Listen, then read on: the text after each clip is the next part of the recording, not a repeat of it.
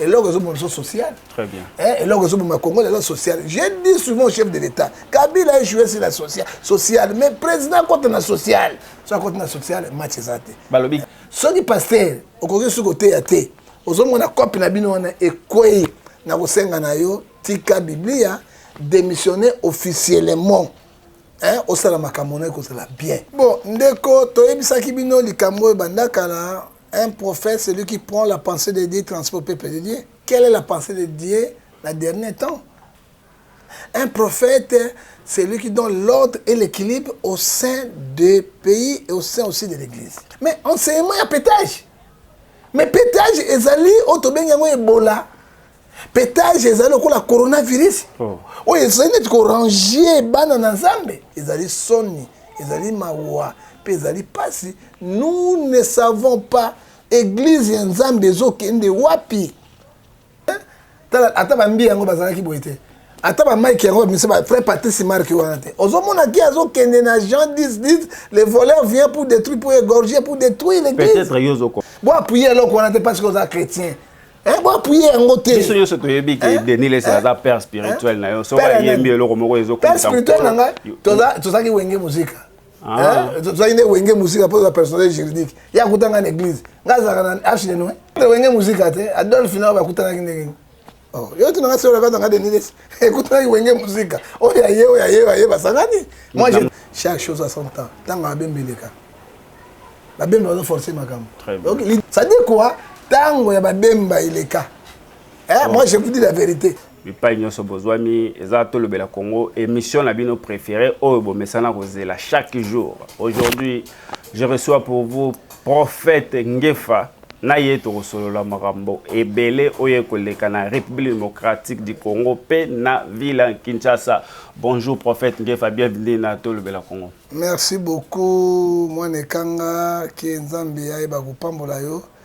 Ndenge malamu côté linga na résidence nangai le kuma sande yozonga pa ya Nzambe mais na kolobaka la vérité rien que la vérité avant to banda to bonde na Nzambe tata natiki émission maboko na yo yanga bita kos na Yuda totiki Congo démocratique na maboko na yo totiki bato nyonso malamu surtout bana ikanga bangi watia ba ONG na bango pa pesa bana misala kolo batela bango posunga bango totiki lisusu ba diaspora boko na bango balesa biso basunga biso boko les akati na bango yawe obana na biso basunga na biso na komona tata pe na mwana na molimo santo amen amen prophète prière les au moins 30 secondes et vous méritez poignet na kanda makambo ile kana Congo kanda lisusu na kati église ya Nzambe pona pétage koti na niveau moko auto croire na ngote yango moni prière le no aseka 30 secondes pour être déjà dans la colère sainte pe Nzambe ibisa ngai tango tuzosaka na ye bato mingi bakokufa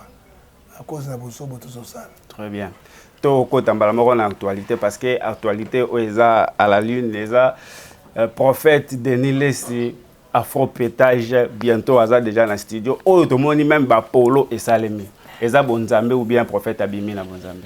Bon ndeko to ebisa kibino likambo bandakala. Un prophète, c'est lui qui prend la pensée de Dieu et transporte le peuple de Dieu. Quelle est la pensée de Dieu la dernier temps?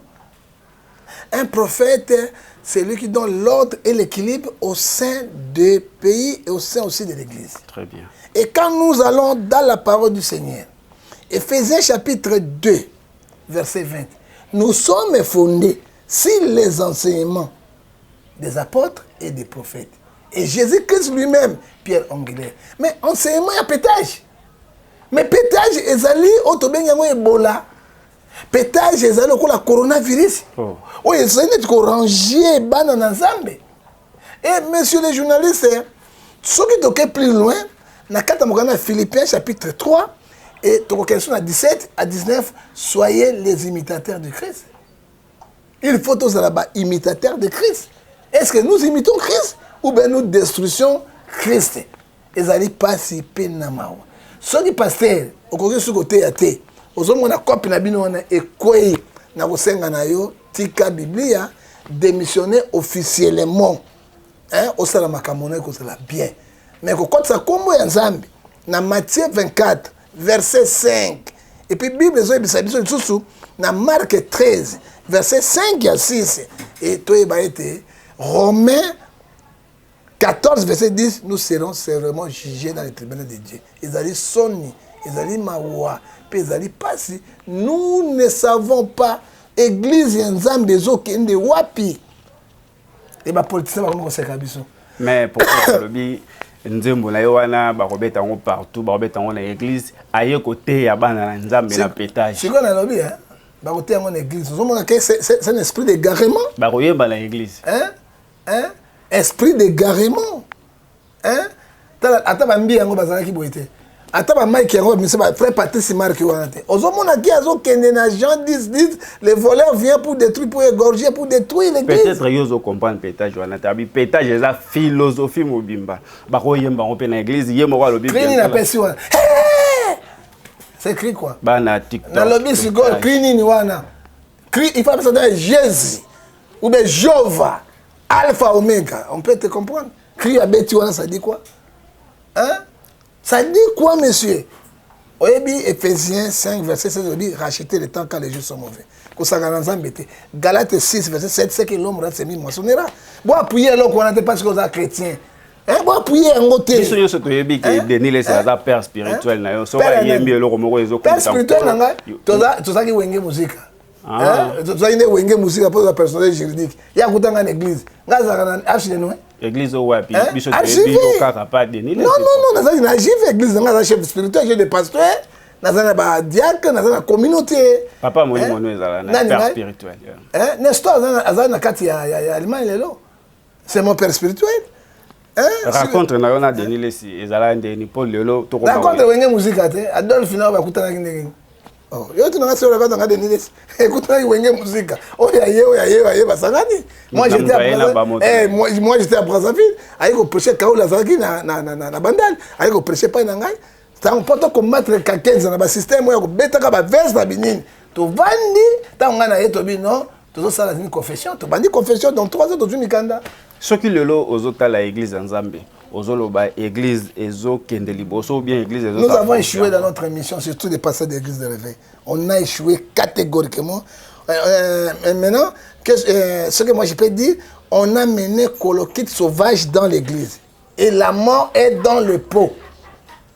Qu'est-ce que signifie colokite sauvage? Ce sont les prédications mondaines. Ce sont les prédications qui n'honorent pas Dieu. Hein? Ce sont les gens qui détruisent l'œuvre de Dieu. C'est colokite sauvage. C'est colokite sauvage. Hein? Maintenant, qu'est-ce qu'on pourrait faire? Nous, en tant que le religieux, en tant que les défenseurs du christianisme, on va défendre le christianisme jusqu'à la fin.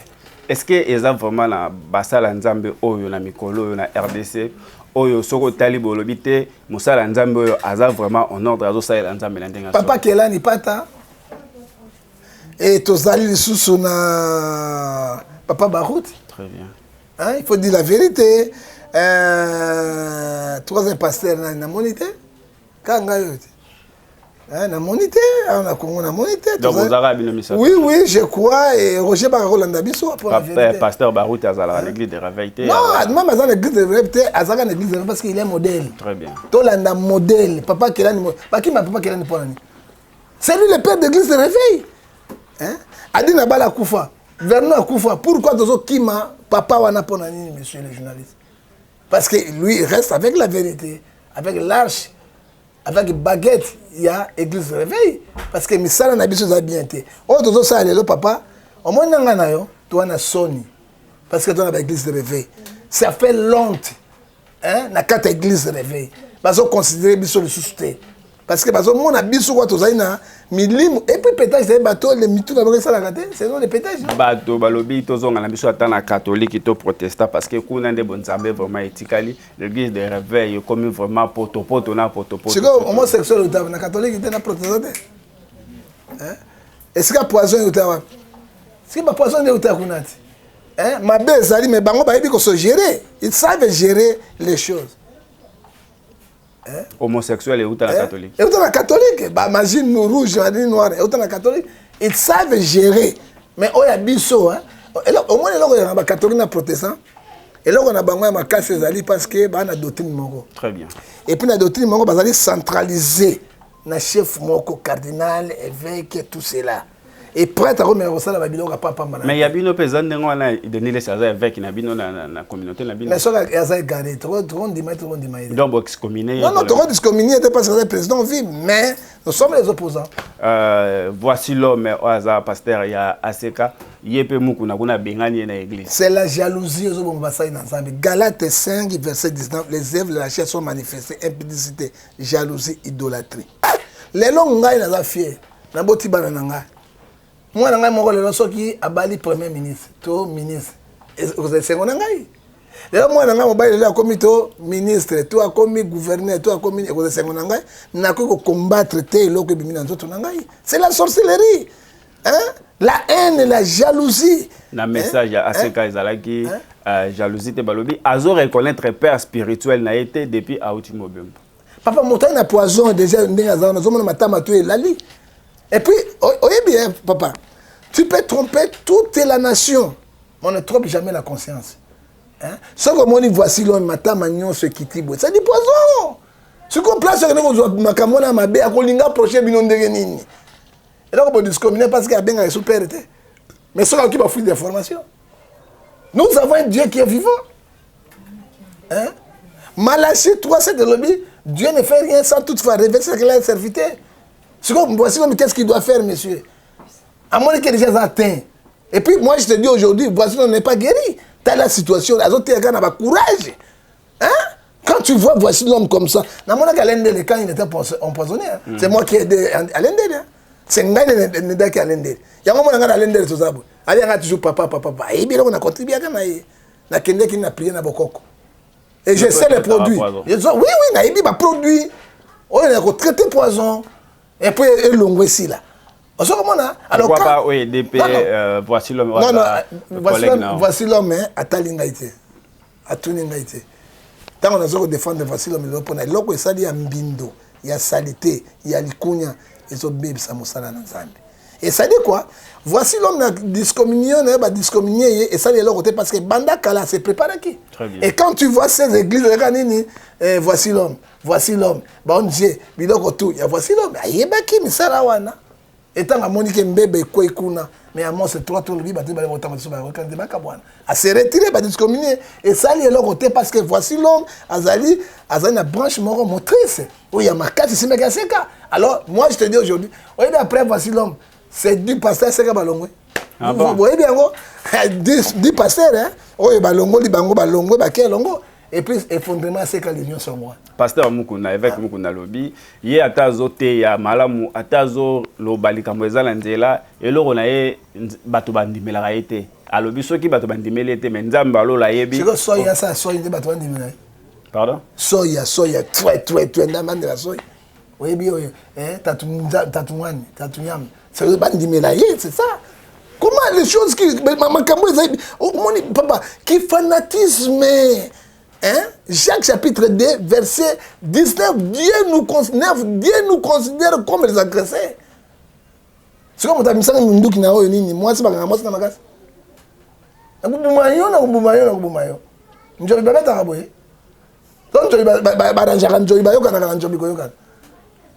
Alors, si on papa, on chef spirituel, il y a un chef spirituel et ils ont l'église de réveil. Hein? Et ça, c'est église réveil. Ata papa, azo baby ça. Mais bien, vous avez un peu discommunié. Dans les choses, comme il est là. Et comme il est là, c'est comme le balai de Nini. Tu vas travailler sur mon côté. Tatouille. Apesi artenant, c'est ça, Makila. Vous mettez la Kabila, ma boque. N'a lien très sain. Vous mettez la Kabila, ma boque. La personne peut parler. Monsieur, moi, j'ai mouru avec la vérité. La vérité, et je suis comme ça, je resterai comme ça. Je vais défendre le christianisme jusqu'à la fin. Prophète Baraka Mogisho a déclaré $20 000 à fréquence. Après ça, jusque-là, Nayena Bandimina, une vidéo, voici l'homme Azongisa, le $20 000 pour la fréquence, il y a télévision.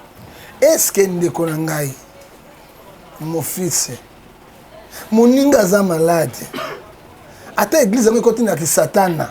C'est le moment où déclarer $20 000 n'a pas Mogisho Ngoyo.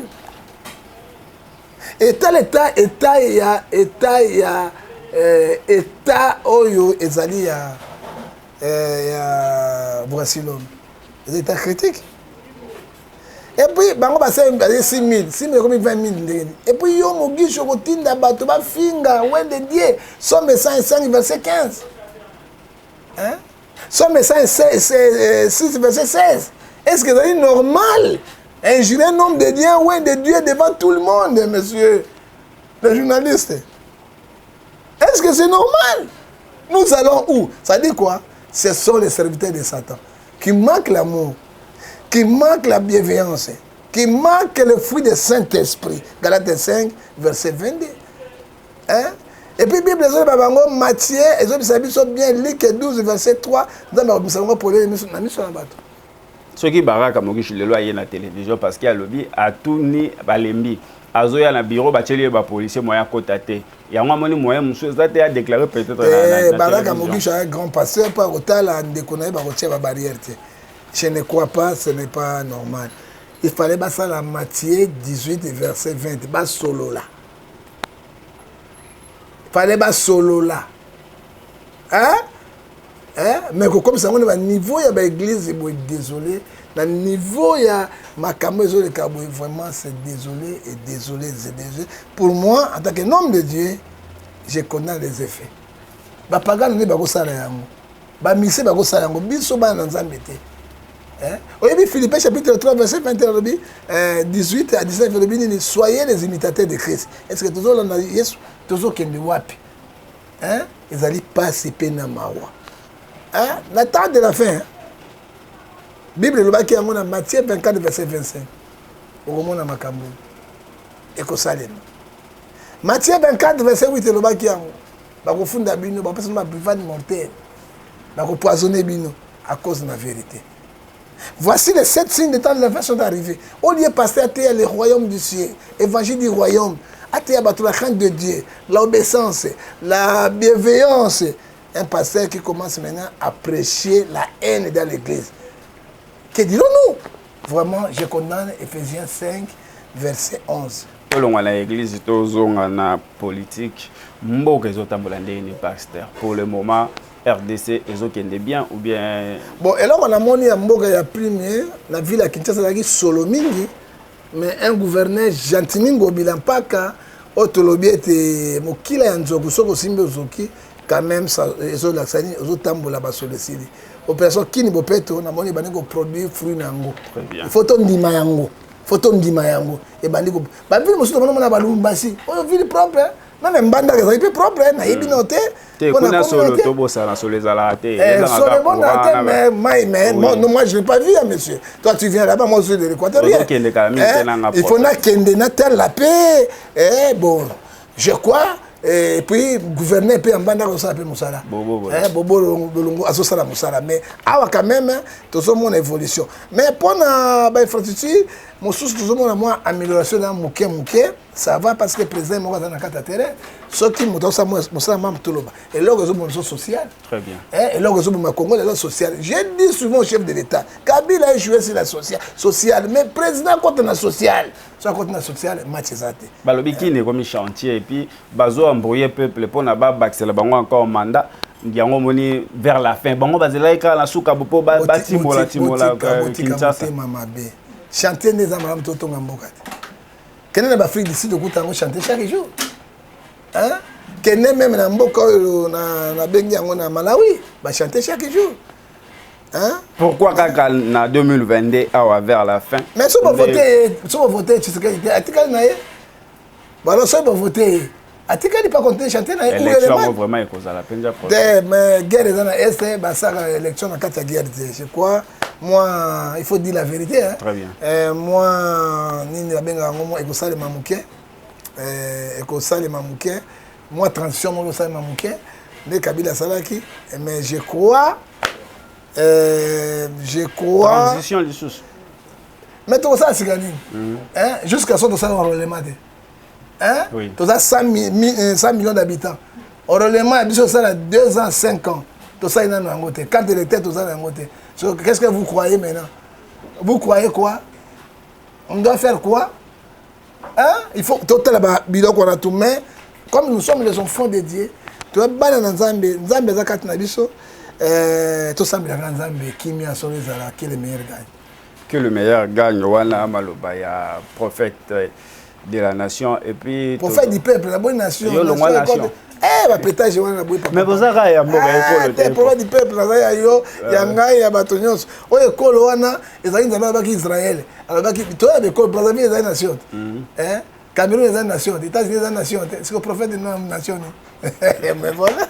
Balobi bientôt là mwana mboka Bernard Mboyo azokita na mbandaka pona lancement officiel il y a fondation Ben Mboyo Likela bana nyonso ambandaka bozala déjà mobilisé na yebi mbandaka bazozela Ben Mboyo ya maboko ya kofungwa ma prophète mwana mbandaka ndeko na yo Ben Mboyo azo kita bientôt na fondation na Ben Mboyo Likela oyo azo aider ba fille mère na ba jeune garçon oyo bakenda classe te o bazwa chance wana te pona makoki yazo kotsa bango auto école eza ya ofele ba fille mère alaxa bango couture esthétique yo omoni idéologie wana nécessairement papa na Mboyo Likela azalaki tata moko motema malamu koleka. Hein, moi j'ai vécu quand j'ai étudié à Itimbandaka. Très bien. So Itimbandaka de Toi Congo toleka akina ba camion na tozo mata tozo kende. Alors, moi, je récupéré tata ou bien maman. Je crois que moi, je Ben Mboyo Likela, moi, petit, je suis Bogar et Penza. Mondele ko la ilai. On est à moitié. Comment dit mon thème, pour Sungaba et Mbandaka, nous l'encourageons. Parce que Mboko Mbandaka a 5 chantiers, ça qui oublié. Très bien. Les gens ont chantier, ils ont oublié. Ceux qui ont oublié, bimi pour nous Sungaba Mbandaka, Mboko Tobotama. Il faut tout applaudir. Tout ça, Simanaye. On a député Nabino. Oh, non, non, comme député. Il y a Zoya pour la fondation. Ça, comme député. Comme député national, professeur national. Pourquoi? Moi, on a voté Nambong, à quoi Nambong. Azana ba compagnie. À quoi ya koyi babino te. À quoi ba projet à l'okutate. Donc, on fout la bino bana banda kamiso. Hein? À quoi nous, non, aïe, ne porter Pierre Moko Namboka na Mbandaka. On a Bernard Mboyo. Bernard Mboyo. Et puis, il y a bien mon thème malam. Et puis, il y a un canicier malam. Et même la Bible dit, dans le proverbe, dans Apocalypse 14, verset 13, les bonnes œuvres, il y a toujours récompense. Dans les gens qui a été mboka na poto, azoya awa samedi, akita mbandaka, pour que ça loko ya munene et ko sunga. Mais nabi mbandaka kura zakate, ya robota na robota. Ezarate. Robota na robota. Bana robota donc ba fille ba bota et puis misale ezate. Forti na bango, misale ezali kura zakate, c'est pas société ko yande. Très bien. Hein? Misale goza, misale na électricité ezate ba ko sa ndengeni. Mais ngana zo mbandaka boy, sikoyo boyende za ndengeni. Soki mbandaka ezali bo ancien province ya Kalame boyende za ndengeni, bazango za ndengeni.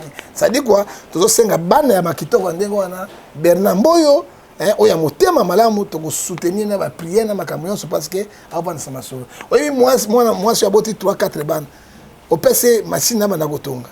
Akomi tailleur. Oui bisiko ezali lokumu na Nzambe. Ako sala musala, ako bota isuti.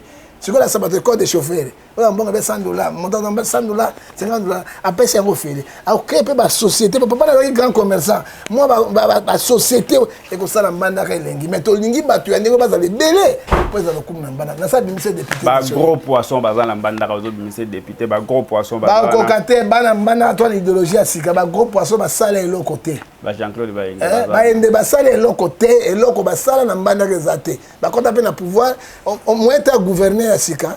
Le gouverneur Tozana Yewana, Bobo, il fait quelque chose. C'est un grand gouverneur.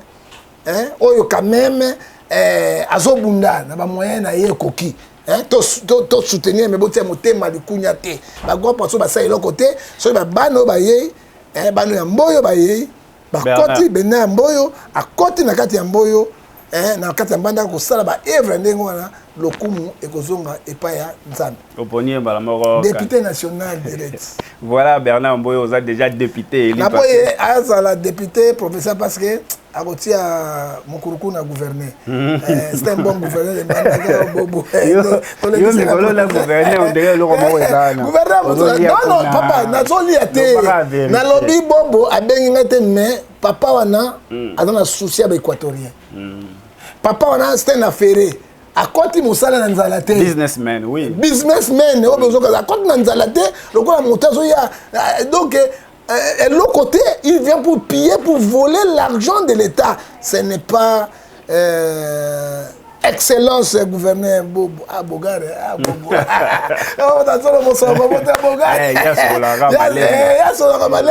charisme quand même moi c'est au na kati ya paradis mais moi na mboka Jean-Claude Baïndia zawana il faut que ça na été mokolo mbanda non mokolo mbandaka pourquoi je suis avec na député provincial Baïndia là qui a mené le Koulou na mbandaka qui a mené le Koulou na mbandaka c'était Baïndia dans le pouvoir de Kabila il faut dire la vérité monter ko détruire bon motoana mabe côté na mbandaka mingi se bandi Baïndia de la pension mais Baïndia ba a pension même on a de pension na mbanda aya ko sala wati pourquoi ko sala ta député provincial national à Tepone même azala pe ministre ata vice ministre bokanga maka na mbanda gouverner chokolilo makambo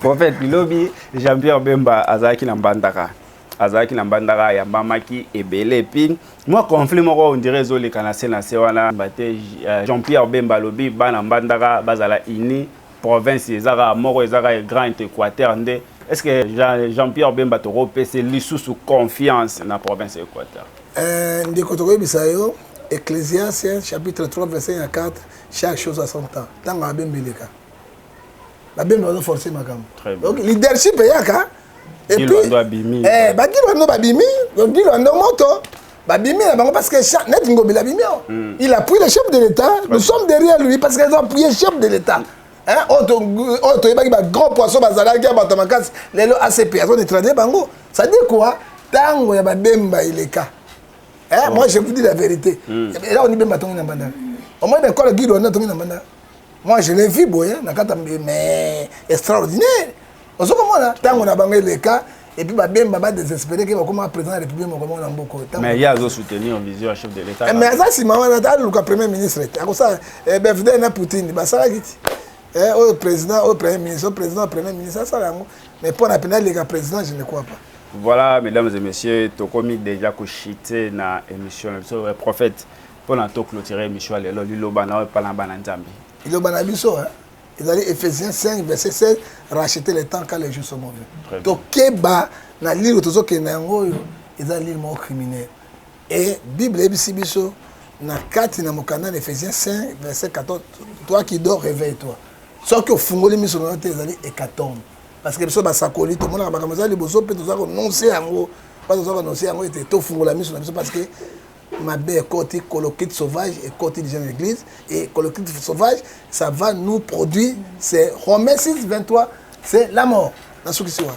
Voilà mesdames et messieurs nous sommes à la fin de cette émission. Je dis joyeux anniversaire à Ordon Likokou l'artiste est complet Botama est là mon frère naebi calamité à tozo kutana place 15 tabana kwanga 200 ekoliama naebi ezoyinda place yolobai kaka merci à Rodrigue Lema 15 taba 15 taba kwanga 200 voilà Okilama bino yeah artiste complet voilà artiste Ordon Likokou moi là donc chokoli ndé mokonzi il y a Rodrigue Lema mtazaki na sima caméra merci à vous à la prochaine bye.